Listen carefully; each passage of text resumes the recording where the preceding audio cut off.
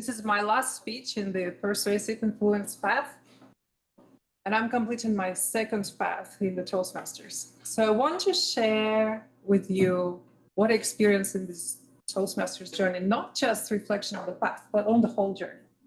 I've joined Toastmasters in 2017, 8 years ago, and I gave my first icebreaker speech 8 years ago. And I wanted to share with you a little piece of the video recording from that icebreaker. Wow. Fellow Toastmasters, I would like to talk to you about today about my second most favorite person in the world, yours truly. I would like to tell you a little bit about my family, about my career and my work, and about my hobbies, what I do in free time. And I will start with my family. This is my most favorite person in the world, my daughter.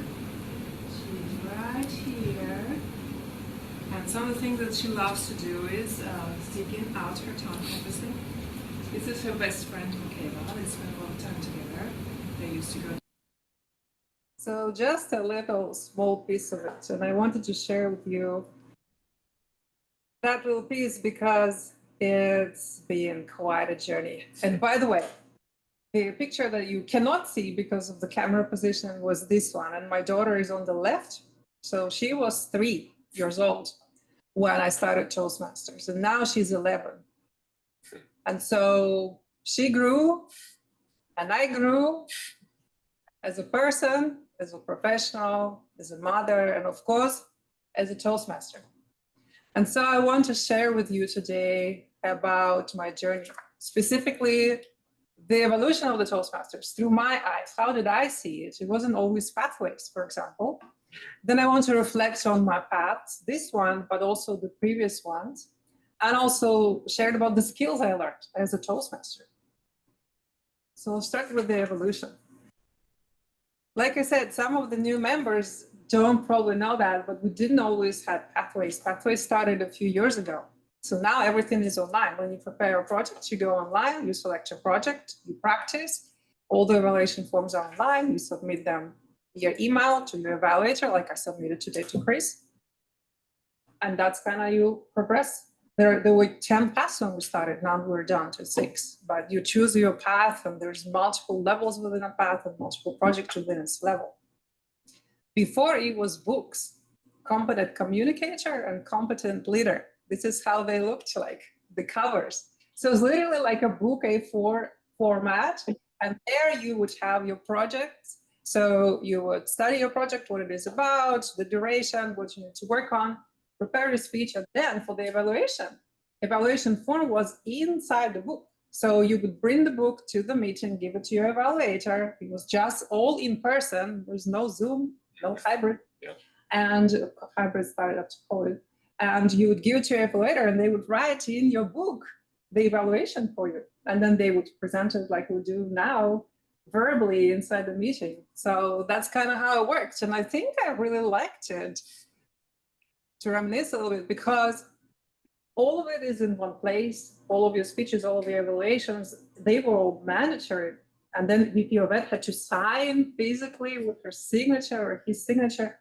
And now a lot of things are optional in the Toastmasters pathways, so you don't have to attach evaluation form, for example. So for me to reflect on this path, I really had to dig through that. The book, it's all right there. Here's my speech, here's the title, here's the evaluation I got, and this is what I've worked on. So I really liked it. And then communication works on communication skills, of course, and the leadership, competent leadership works on the leadership skills. I only got to complete competent communication before we switched to pathways. So now we have 6 pathways, 6 paths in pathways. You see them there. And out of the 6, used to be more, but now just down to 6, I've completed 2 motivational strategies, and then now persuasive influence. So the paths I took, it started with the competent communicator book, then motivational strategies, and now the persuasive influence. So I'm kind of on the 3rd path, although just the motivational strategies and persuasive influence is considered paths. competent communicator is kind of outside of the pathways. And they are very similar. Each path, all the competent communicator book, started with icebreaker. So each time you start a path, you give an icebreaker. So I gave 3 icebreaker speeches, introducing myself to the club, and that's kind of what we do with each new path. And then the first 3 levels in the path, or the first several speeches in the book, you work on specific skills. For example, one speech you work on specifically body language. Another one you work on vocal variety. Another one you work on eye contact. So you develop specific skills for the first few speeches. And I did some speeches that are informative and competent communicator, but I worked on some skills like body language, for example. So I did some speeches about Kazakhstan, that's where I'm from, or the road trip I took to Canada. Or in motivational strategies, I worked on vocal variety. And there I did a speech, USA, here I come, on me becoming a citizen.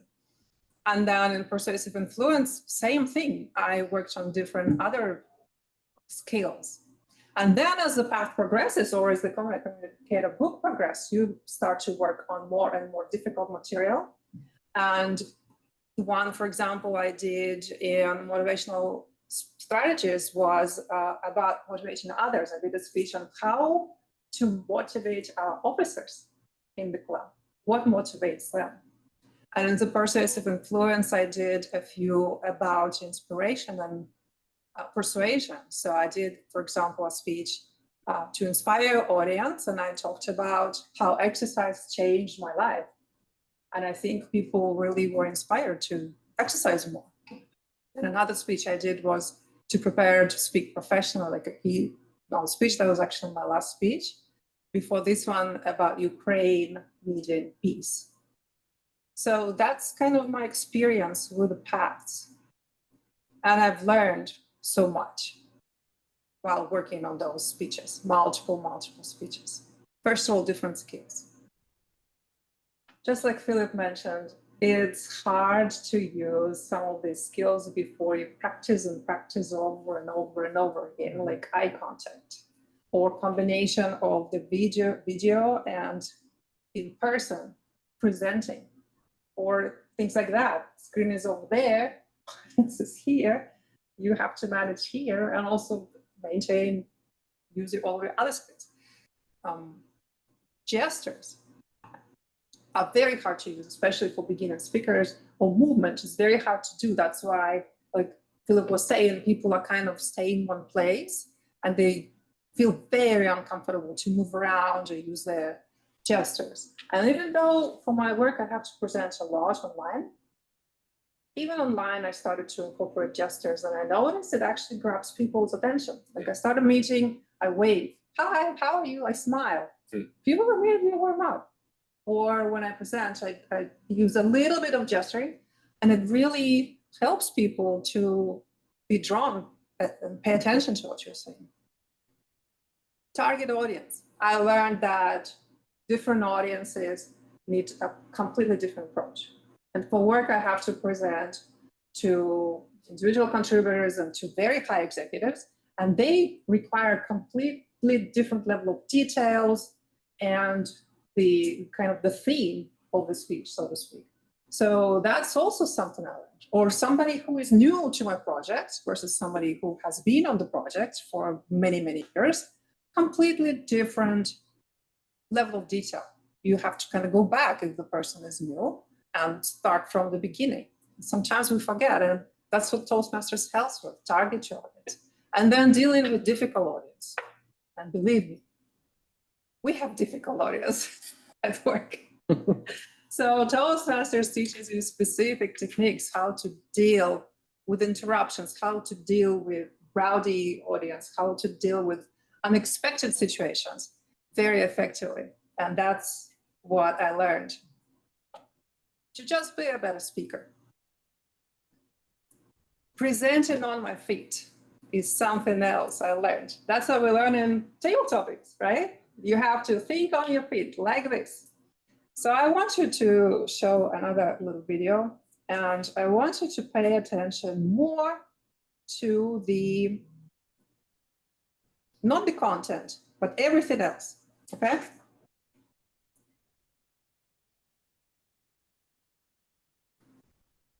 That's a very quick overview of what we do and who we are. And now I'm going to hand it over to Oksana, who will guide you through quickly about all the integration activities that we have been leading and the progress that we've made so far. So with that, Oksana, I'm going to be turning it over to you.